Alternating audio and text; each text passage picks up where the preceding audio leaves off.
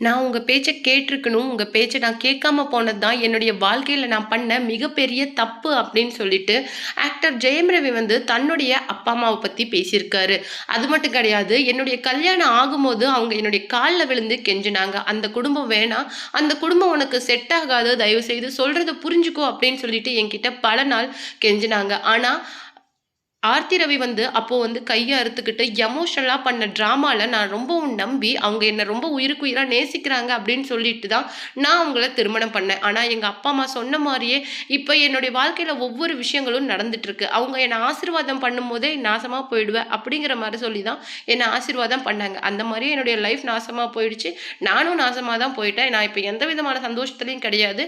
நெறைய டைம் வந்து நான் சூசைடுக்கு ட்ரை பண்ணியிருக்கிறேன். ஆனா என்னுடைய வாழ்க்கையில என்னுடைய கண் முன்னாடி வந்துட்டு போற எல்லா விஷயமும் என்ன அப்படின்னு சொல்லிட்டு பார்த்தீங்கன்னா, என்னுடைய பசங்க தான். அவங்க கூட லாஸ்ட்டா ஒன் டே நான் ஸ்பெண்ட் பண்ணிற மாட்டேனா, அப்படிங்கிற ஒரு சின்ன ஆசை இன்னும் என் மனசுல இருக்கு அப்படிங்கிற மாதிரி ஒரு மனுஷன் எமோஷனலா பிரேக் டவுன் ஆயி மீடியாவுக்கு குடுத்திருக்கிற அந்த இன்டர்வியூ தான் இன்னைக்கு சமூக வலைதளங்களையே ஒரு பரபரப்பை ஏற்படுத்தியிருக்கு அப்படின்னு சொல்லலாம். அந்த வகையில தன்னுடைய அம்மாவுக்கு அவர் ஃபோன் பண்ணி பேசியிருக்கிற விஷயம் தான் இன்னைக்கு சமூக வலைதளங்கள்ல ஒரு பரபரப்பை ஏற்படுத்தியிருக்கு. எப்பவுமே ஆக்டர் ஜெயம் ரவிய பத்தி அவங்களுடைய தாயார் சொல்றது என்ன அப்படின்னு சொல்லிட்டு பார்த்தீங்கன்னா, எனக்கு அவனுடைய அண்ணன வளர்த்துறது கூட அவ்வளோ கஷ்டமா இருக்காது. ஆனா எப்பவுமே ஜெயம் ரவிய சாப்பிட வைக்கணும்னா எனக்கு ரொம்ப கஷ்டமா இருக்கும்.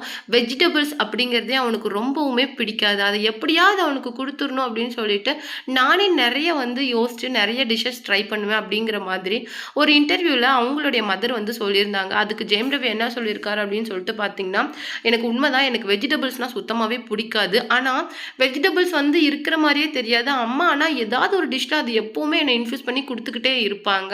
நான் வந்து ஒரு மோசமான ஒரு சாப்பாடு. அதனால கண்டிப்பா அம்மா வந்து குடுக்குற நெறைய விஷயங்கள்ல ஒரு வெஜிடபிள் இருக்கும். எப்படியாவது அம்மா எனக்கு ட்ரை பண்ணி அத குடுத்துடுவாங்க.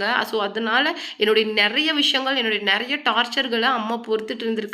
ஸ்டில் நவ் அப்படிங்கிற மாதிரி ஒரு இன்டர்வியூல வந்து ஜெயம் ரவி வந்து அவங்களுடைய மதர பத்தி நெறைய விஷயங்கள் ஷேர் பண்ணியிருப்பாங்க.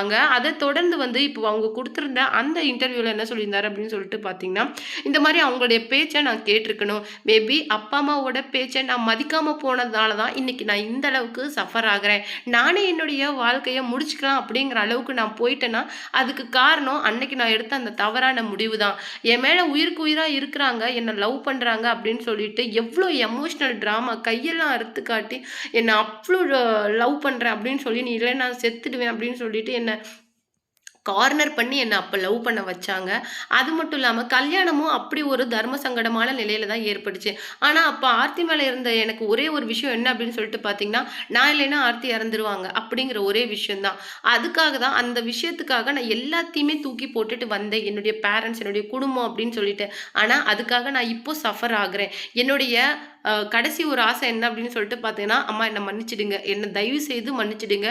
நீங்க சொன்ன விஷயங்கள நான் கேட்காம போனதுனால தான் நான் இந்த அளவுக்கு சஃபர் ஆகுறேன். கண்டிப்பா உங்களுக்கு நான் ஒரு டிசர்விங்கான சைல்டு கிடையாது அப்படிங்கிற மாதிரி ஆர்த்தி ரவிய பத்தின டெசிஷன நீங்க சொல்லும்போது நான் கேட்டுருக்கணும் அப்படிங்கிற மாதிரி ஆக்டர் ஜெயம் ரவி அவங்க அம்மாவ பத்தி பேசின விஷயங்கள் தான் இன்னைக்கு சமூக வலைதளங்கள்ல மிகப்பெரிய சர்ச்சைய ஏற்படுத்தியிருக்குது.